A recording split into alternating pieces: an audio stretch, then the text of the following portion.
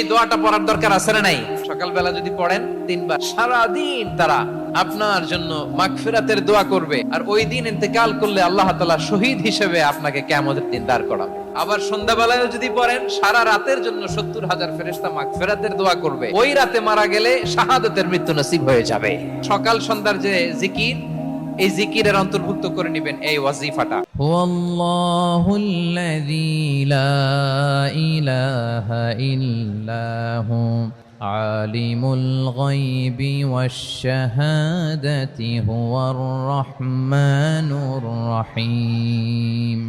والله الذي لا إله إلا هو الملك القدوس السلام المؤمن المهيمن العزيز الجبار المتكبر سبحان الله عما يشركون هو الله الخالق البارئ المصور له الأسماء